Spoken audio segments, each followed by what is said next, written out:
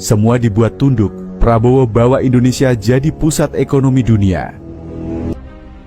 Awal mula kebijakan stop ekspor bahan mentah. Ketika Prabowo dilantik sebagai Presiden Republik Indonesia, ia membawa visi besar, menjadikan Indonesia sebagai kekuatan ekonomi global. Salah satu langkah awalnya yang paling mencuri perhatian adalah kebijakan menghentikan ekspor bahan mentah.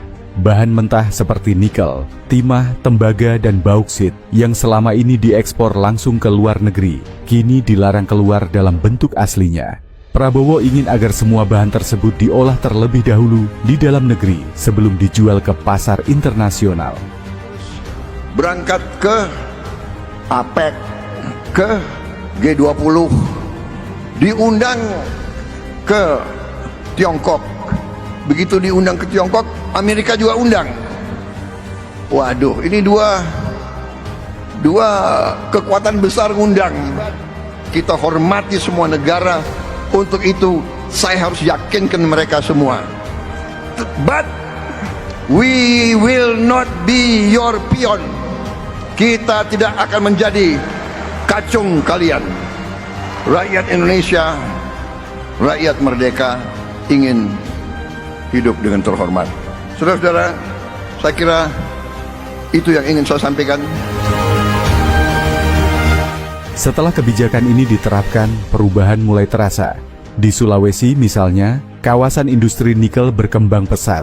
Pabrik-pabrik pengolahan nikel bermunculan, menyerap ribuan tenaga kerja lokal. Para pekerja yang dulunya hanya jadi buruh tambang kini punya kesempatan untuk naik jabatan atau bahkan membuka usaha kecil menengah, UKM, yang mendukung industri tersebut. Dan pada intinya yang bisa saya sampaikan bahwa mereka sangat excited karena kebanyakan mereka juga sudah berinvestasi di Indonesia dan ada juga yang akan berinvestasi di Indonesia juga dari mineral, oil and gas. Jadi mereka menyatakan akan berinvestasi lebih di Indonesia karena mereka mempunyai keyakinan dengan pemerintahan Bapak Prabowo yang menunjukkan komitmennya.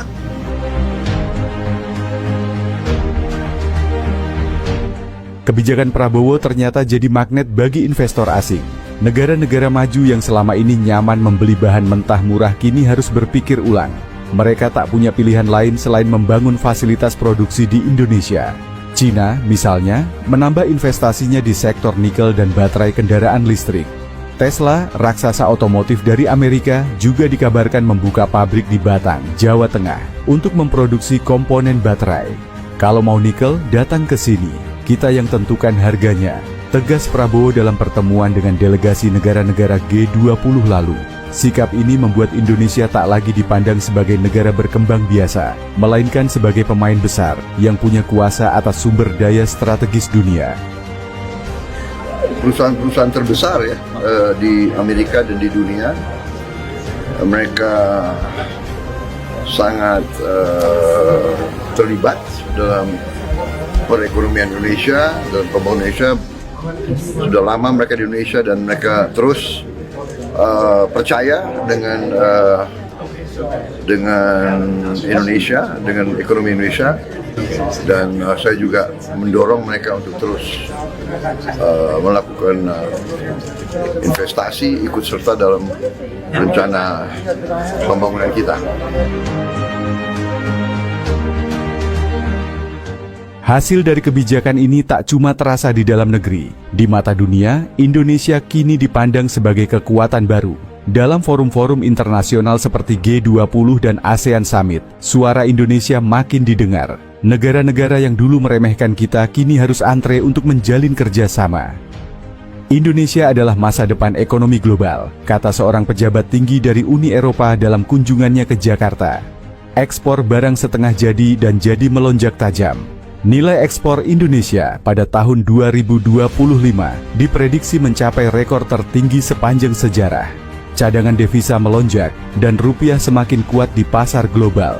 Bahkan, ada wacana dari ekonom internasional bahwa Indonesia bisa masuk jajaran 5 besar ekonomi dunia dalam 1 dekade ke depan. Di tangan Prabowo, Indonesia bukan lagi sekadar negara kepulauan yang kaya sumber daya. Kita kini adalah pusat ekonomi dunia yang disegani. Kebijakan berani untuk menghentikan ekspor bahan mentah telah membuktikan bahwa Indonesia mampu berdiri tegak di antara raksasa-raksasa ekonomi global. Dengan kerja keras, dukungan rakyat, dan strategi yang tepat, mimpi besar Prabowo untuk membuat semua dibuat tunduk perlahan menjadi kenyataan. Indonesia bukan lagi penonton, tapi pemain utama di panggung dunia. Kebijakan stop ekspor bahan mentah hanyalah puncak gunung es dari strategi besar Prabowo untuk mengangkat ekonomi Indonesia. Di balik keberhasilan ini, ada langkah-langkah cerdas yang dirancang untuk memastikan Indonesia tak hanya jadi pusat ekonomi. Prabowo sadar bahwa tanpa infrastruktur yang memadai, kebijakan hilirisasi, yaitu mengolah bahan mentah jadi barang jadi, tak akan berjalan mulus.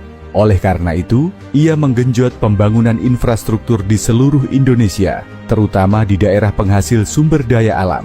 Jalan tol Trans Sumatera dipercepat penyelesaiannya, pelabuhan-pelabuhan besar seperti di Makassar dan Bitung dimodernisasi, dan pembangkit listrik berbasis energi terbarukan mulai menjamur. Prabowo tak hanya bermain di dalam negeri, tapi juga di panggung internasional. Ia memimpin delegasi ekonomi ke berbagai negara untuk memastikan kebijakan hilirisasi diterima dan didukung. Dalam kunjungannya ke Cina, ia berhasil meyakinkan perusahaan raksasa seperti CATL untuk membangun pabrik baterai litium di Indonesia. Di Amerika, ia bertemu dengan Elon Musk dan membuka peluang kerja sama di sektor kendaraan listrik. Sikap Prabowo dalam diplomasi ini tegas tapi cerdas. Ia tak segan mengatakan, "Kami welcome investasi, tapi aturannya kami yang buat." Pendekatan ini membuat negara-negara maju tak bisa lagi mendikte Indonesia, melainkan harus menyesuaikan diri dengan kebijakan kita.